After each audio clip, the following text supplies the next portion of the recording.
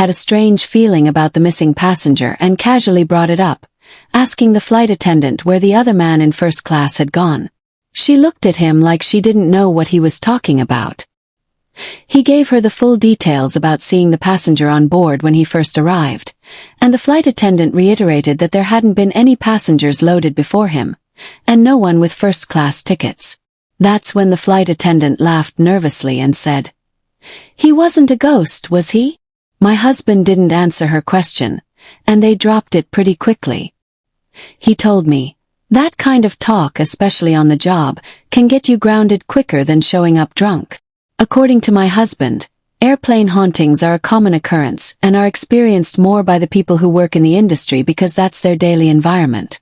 When I asked him why someone would haunt a plane that hadn't crashed, he told me that a lot of times, wreckage from air disasters is refurbished and reused to save money. This practice is done only with parts that haven't been damaged.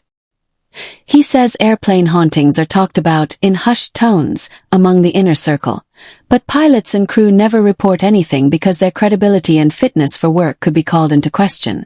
If you think pilots not reporting UFOs out of fear they'll lose their jobs is a big thing, it's apparently even more taboo to say that you saw someone who wasn't really there. Needless to say, I can't disclose what airline my husband works for because you never know who's reading these stories and I can't risk anyone figuring out his identity. Maybe one day when he retires and is no longer at risk of losing his credentials, I'll be able to share more information. In the meantime, the next time you fly, keep an eye out for any passengers that look a little bit lost and weary. You might be looking at a ghost.